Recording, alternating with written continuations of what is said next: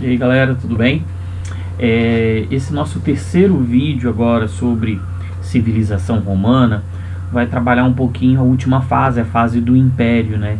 Que nós vamos subdividir em Alto e Baixo Império, beleza? Momento do auge, momento da crise do Império Romano. Mas antes de adentrar nesse assunto, nós vamos fazer uma observação aqui sobre uma questãozinha lá da parte da República, do nosso vídeo 2, né, que eu não expliquei e que seria muito importante, que seria a questão da política do pão e circo, né? Eu fiquei ausente nessa política do pão e circo, a gente tem que fazer essa observação, tá bom? Que é a seguinte: a política do pão e circo ela foi estabelecida durante a crise da República Romana, né, um grande fluxo de pessoas para a cidade de Roma. O Estado então estabeleceu essa política assistencialista de distribuir trigo e fazer espetáculos, né, como lutas de gladiadores, para interter a população romana, os plebeus romanos, evitando assim que eles fizessem rebeldias contra o governo, que fizessem revoltas contra o governo.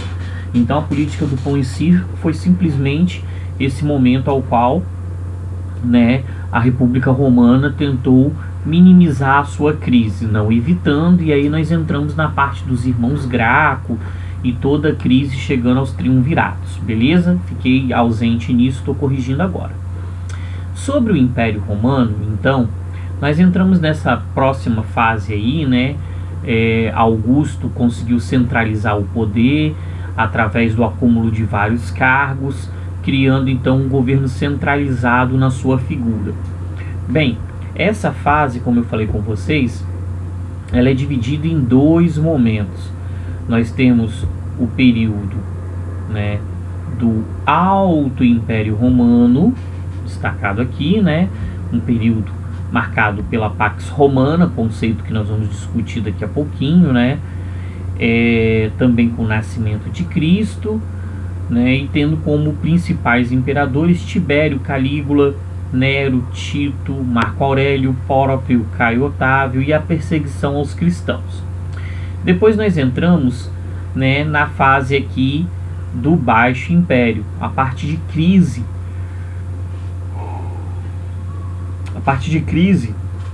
da civilização romana, crise da escravidão, problemas econômicos, Diocleciano, Constantino e Teodósio como principais imperadores. Nós vamos falar sobre essas feras, divisão do império, né, Império do Oriente, Império do Ocidente, e o cristianismo passando a ser a religião oficial da civilização romana, beleza? Então, sobre esses pontos do Alto e do Baixo Império é que nós vamos começar a discutir agora, ok? Bem, então o Otávio, nosso primeiro imperador, ele governou, né, nessa transição de milênios. Cristo nasceu durante o governo de Otávio, né? Nós tivemos como suas medidas a reestruturação da administração, né, da civilização romana. Nós tivemos um processo de centralização, no qual Otávio ele tentou beneficiar os dois grupos, tanto patrícios quanto plebeus. Ele fazia uma política, né, para conseguir garantir o apoio desses dois grupos. Calma aí, deixa eu voltar para o vídeo aqui, ó. Opa, que bonitão é esse, hein? Então, nós temos essa como principal características do governo de Otávio.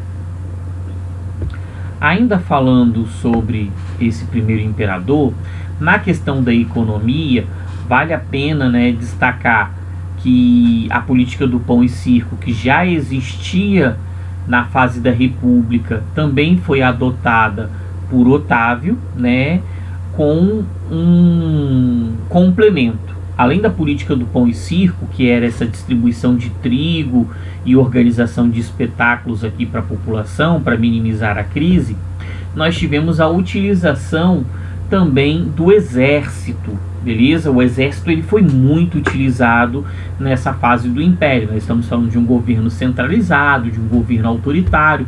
Então o exército ele acaba sendo, né, um utensílio, uma instituição muito importante para essa fase. E aí nós temos o conceito da paz romana, né, da Pax Romana, que seria um período de uma relativa paz baseada na política do pão e circo e no autoritarismo do império. O que significa esse autoritarismo? No exército. Então a Pax Romana, ela tinha dois sustentáculos: a política do pão e circo e o exército romano, beleza? Mais ou menos, pensando numa frasezinha meio senso comum, né? O que não fosse conquistado por bem, pela política do pão e circo, seria conquistado pelo mal, né? Pelo exército. Por bem ou por mal, as pessoas deveriam aceitar esse novo governo, essa nova fase, né, da civilização romana. Então, foi uma expressão muito utilizada. Durante o período do auge da civilização romana, nós tivemos a Pax Romana. No período da crise, ela deixa de existir e aí, né, nós vamos acumulando uma série de problemas para, né, essa civilização. Continuando aqui, né, nós temos então a questão do Império Romano, beleza? A dimensão desse império. Percebam nesse mapinha aqui, ó. Deixa eu ver se eu consigo alongar esse mapa. Não vai ficar um pouquinho distorcido se eu alongar muito o mapinha, mas deixa eu tentar aqui só para poder vocês verem de uma forma mais clara. Então, toda essa marquinha aqui, né, de roxo aqui no nosso mapinha, representaria as terras de Roma. Península Ibérica, Portugal e Espanha, passando pela França, né, chegando à região da Itália, Grécia, Ásia Menor, né, pegando aqui, ó, a parte nordeste da Ásia, Egito, tudo isso pertencia então, né, à civilização romana. Deixa eu voltar para o nosso formato anterior para poder caber tudo que nós precisamos falar. Sobre as dinastias, né? Nós tivemos várias dinastias, várias famílias, né, perpetuando no poder durante essa fasezinha. Deixa eu acertar o nosso vídeo, porque vocês precisam ver esse cara. Esse cara é muito bonitão. E esse cara sou eu. Cadê? Opa, aqui, hein? Tentem não gamar. Então nós tivemos a dinastia, por exemplo, Júlio-Claudiana, que pegou essa faixa de 14 a 68, já da idade de Cristo, né? Então nós tivemos conflitos entre senadores e imperadores: Tibério, Caio, Júlio César, Calígula, né? Júlio, Cláudia e Nero. Nero, inclusive, ele acabou incendiando a cidade de Roma para colocar a culpa nos cristãos e fortalecer a perseguição que era implementada. Ser cristão nessa fase do Alto Império Romano era ser um criminoso. O cristianismo, ele não era autorizado pelo governo, era ilegal. Então esses cristãos, eles eram perseguidos, presos, utilizados nas arenas, né? Muito comum utilizarem leões famintos lutando contra cristãos. E ainda faziam, né, uma ironia, né, que se esse Deus fosse tão misericordioso, tão bom, né, ele salvaria esses cristãos desses leões famintos. E eu gosto ainda até de brincar, né, que nesse caso a disputa ficava de igual para igual, porque os leões também eram cristãos. Então, né, não tinha como Papai do Céu interferir ali, tá bom? Mas o que importa aqui nessa nossa brincadeira à parte é entender que o cristianismo foi muito perseguido nessa fase, beleza? Por fazer uma oposição ao Império Romano. Fazia oposição ao politeísmo, à figura da deificação do imperador, e também fazia críticas à escravidão. Por isso o cristianismo, ele foi tão perseguido nessa fase. Também tivemos, né, a dinastia dos Flávios, né, imperadores dessa época contavam com o apoio do exército, né, que acabou sendo utilizado para dominar o Senado. Vespasiano, Tito, Domiciano, beleza? Foram algumas dessas feras. Então aqui perseguição aos cristãos, Júlio-Claudiana. Na dos Flávios, domínio do império sobre o Senado utilizando o exército. beleza? Avançando aí nesse processo de dinastias, nós tivemos a dos Antoninos, né, entre 96 e 192, né, foi um período bem extenso, o comércio se desenvolveu muito, nós tivemos um grande fluxo de riquezas nessa fase, né, uma fase que foi uma fase de conciliação, de grande acordo, né, então, como uma riqueza muito grande, um desenvolvimento econômico muito grande, foi fácil, vamos dizer assim, governar nessa fase, né? Nós tivemos Nerva, Trajano, Adriano, Antônio Pio, Marco Aurélio e Cômodo, beleza? E aí nós vamos entrando já numa fase mais complicadinha, dinastia dos Severos, né? Fase final da parte do Alto Império Romano. Nós temos o início da crise, o êxodo urbano, né, tá? Vamos fazer uma observação aqui, porque é muito comum nas nossas aulas, nos nossos debates, nas nossas reflexões, falar de êxodo rural, as pessoas fugindo do campo, indo para a cidade buscando melhores condições de vida. Mas na crise do Império Romano nós tivemos o caminho inverso, o êxodo urbano. Viver na cidade era algo muito complicado, muitas crises, muitas guerras, muitos confrontos, e aí as pessoas começaram a migrar da cidade para o campo, beleza, amiguinhos? Nós tivemos então as fronteiras sendo ameaçadas pelos germânicos, pelos bárbaros, tá? Nessa fase, Sétimo Severo, Caracalla, Heliogábalo e Severo Alexandre, tá bom? Então, uma dinastia, né, que foi fazendo essa transição aí para a crise. E aí nós entramos nesse ano de 235 aqui com uma divisão entre o Alto e o Baixo Império Romano. Nessa fase do Baixo Império Romano, nós tivemos a crise da Pax Romana, né? A Pax Romana deixa de funcionar porque ela era baseada na política do pão e circo e no exército. E por que a política do pão e circo e o exército já não funcionavam mais? Simples. Nós tivemos a crise do século III. A crise do século III foi a crise da escravidão, beleza? O Império Romano não tinha mais para onde expandir-se, beleza? Eles alcançaram o que chamavam de limes, tudo que era possível ser conquistado durante aquela fase. Todas as terras conhecidas, todas as terras interessantes haviam sido conquistadas. Então entramos num problema de estagnar a economia. Estagnar em que sentido? Se não existiam mais expansões, não existiam mais a possibilidade de conquistar riquezas e escravos, principalmente os escravos. A crise do século III foi a crise da escravidão. Então, sem conquistar escravos, não conseguia mão de obra, não conseguia sustentar mais essa pax romana, né? Essa política do pão e circo e o exército, beleza? Então, tudo começou na crise do século III, a crise da escravidão. Chegando então ao exército, nós tivemos a crise no exército, né? Os soldados já não recebiam mais os seus salários, os seus soldos em dia.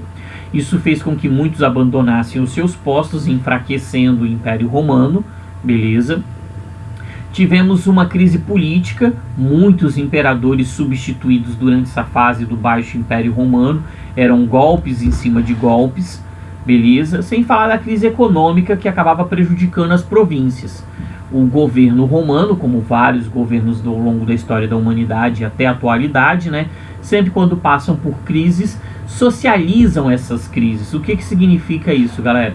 Significa que o governo aumenta os impostos para que todos paguemos por essa crise e assim tentar, né, sair desse processo, desse problema aí, tá bom?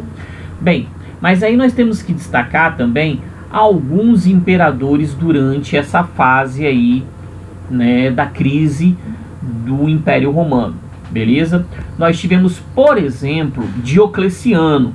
Diocleciano foi uma figura importante que estabeleceu a tetrarquia, né? O que foi a tetrarquia? Ele pegou o Império Romano, ele pegou essas terras aqui, ó, vamos voltar o slide aqui, ó.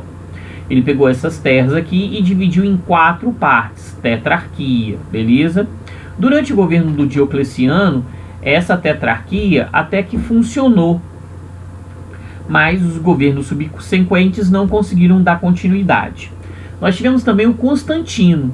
O Constantino, ele legalizou o cristianismo, né? Ser cristão já não era mais ilegal, já no governo de Constantino, beleza? E também ele fez uma divisão, ele criou uma segunda capital para o Império Romano. O Império Romano passou a ter duas capitais, uma no Ocidente, Roma, e outra no Oriente, Constantinopla. Ele rebatizou a cidade de Bizâncio e passou a chamar de Constantinopla em sua homenagem, beleza? E aí nós entramos nessa figura que está aqui em destaque, Teodósio. O Teodósio, ele oficializou o cristianismo. O cristianismo passou a ser a religião oficial, né, do Império Romano. Então nós tivemos uma inversão de papéis aqui, né? Os cristãos que foram muito perseguidos passaram agora a ser os perseguidores nesse processo. Nós tivemos também com Teodósio a última grande divisão. Ele dividiu o império em Império Romano do Ocidente, capital em Roma, e Império Romano do Oriente, capital em Constantinopla. Essa medida do Teodósio, ela foi muito importante, porque daqui a pouquinho, quando falarmos da queda do Império Romano, o que caiu foi o Império Romano Ocidental, beleza? O Império Romano Oriental continuou a se desenvolver, a civilização bizantina, até 1453. Ou seja, Teodósio deu aí quase mais 1000 anos de história a uma parte da civilização romana. Beleza, galera? Beleza? Futuro do Brasil. Então, durante essa fase, né, nós tivemos essa divisão, tivemos uma crise militar, econômica e política, nós já falamos um pouquinho anteriormente, as invasões dos bárbaros, a crise da escravidão, crise do século III, né, a questão do cristianismo legalizado e oficializado e a divisão, né, estabelecida aqui por Teodósio, beleza?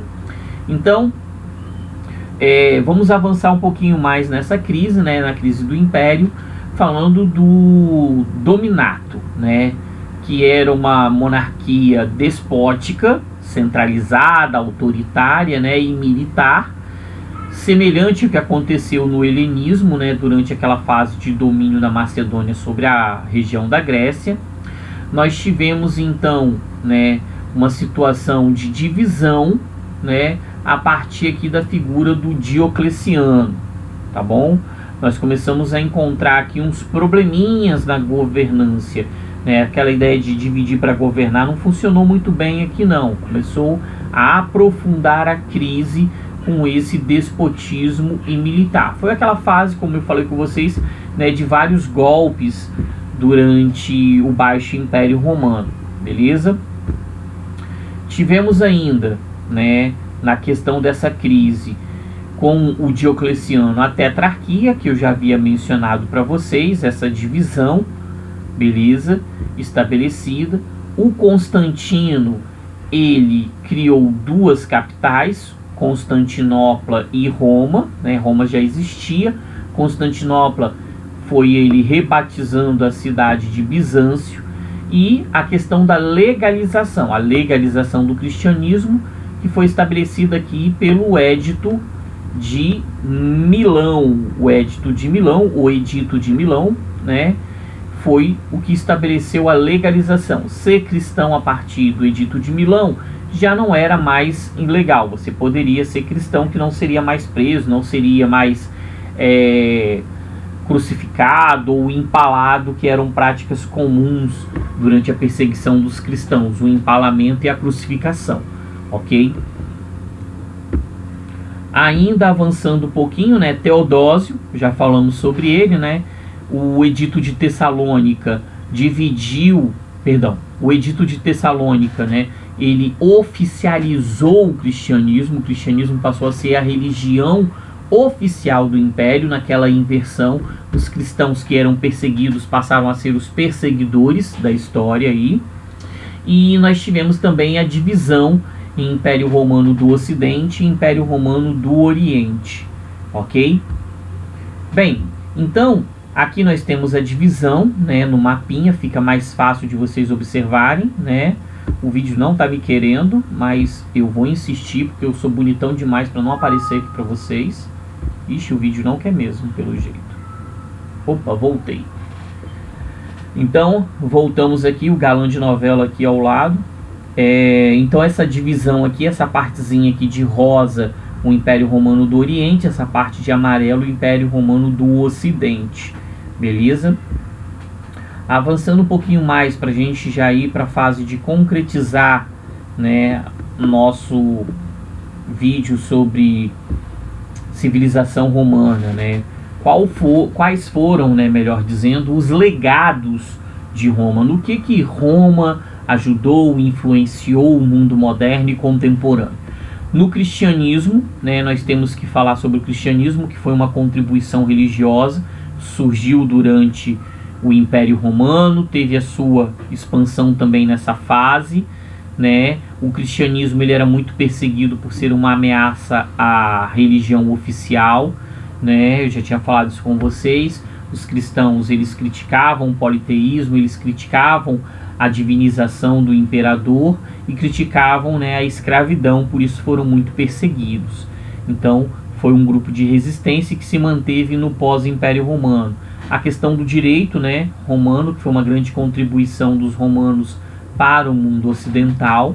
Nas artes, né, muito influenciado pelos gregos, mas também temos que valorizar isso, né, a questão da pintura, da escultura, a arquitetura romana, os circos, beleza? O latim é base, né, linguística de vários povos, inclusive nossa, né, fomos colonizados pelos portugueses, e os portugueses tinham uma língua de base latina, nós também temos. Então, italiano, português, espanhol, francês, o romeno, beleza? Tudo, né, com essa origem latina. Na questão de letras, né, nós temos o Tito Livio aqui na questão da história, né, um historiador muito importante naquele período, uma pessoa que fez vários relatos, inclusive sobre Rômulo e Remo, a formação lendária da civilização. Na religião, vamos fazer algumas observações. Existia a questão de um culto familiar e o público, beleza? Então existia uma divisão entre culto, entre família e o público. Os deuses eram protetores, né, da família, dos lares. Nós tínhamos aqui uma sociedade que era politeísta, existiam vários deuses que misturavam práticas, né, presentes com práticas primitivas dos seus antepassados. Então existia uma mistura muito grande nesse processo, né, fruto também da mistura na formação de Roma. Roma surgiu através da mistura de vários povos, cada povo com a sua contribuição religiosa, e aí através dessa mistura, desse sincretismo, nós tivemos essa religião romana formada. Os deuses romanos, né, próximos aos deuses gregos, a influência, né, Júpiter, Zeus, Minerva, Atenas, Marte, Ares, Vênus, Afrodite, Baco, Dionísio, Netuno, Poseidon, beleza? Então, Poseidon. Aí, espera aí, depois eu... Espera aí, tá ferro, tá difícil, espera aí. Depois eu acerto aqui porque o troço tá meio doido, eu aperto um, vai outro, mas, né, Ctrl. Depois eu acerto aqui, mas Poseidon, Netuno, tá bom? Nós tivemos aqui, né, no cristianismo a questão do monoteísmo, uma grande mudança, eles eram politeístas, negação do culto ao imperador, opôs-se ao militarismo, à escravidão, né, uma ideia de igualdade social, e aí nós temos, né, as duas questões, Constantino legalizando e Teodósio oficializando, né, através do Edito de Tessalônica, o cristianismo. Como era a mulher na sociedade romana? Acho que vale a pena também destacar isso, porque compara-se muito, né? A gente fala da antiguidade clássica, Grécia e Roma. Então, né, falando de Grécia e Roma, nós temos que falar dessa diferença, tá bom? A mulher, ela tinha um papel mais diversificado.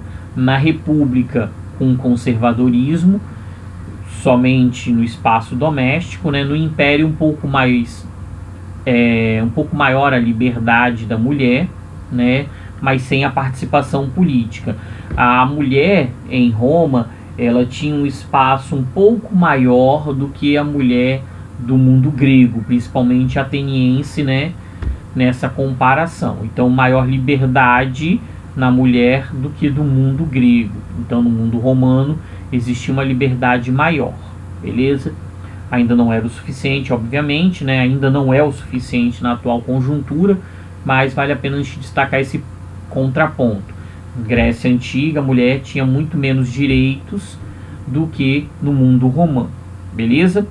Então, galera, esse é o nosso videozinho para concluir essa parte de Roma, né? Espero que tenha ajudado um pouquinho vocês. Fiquem bem, até mais.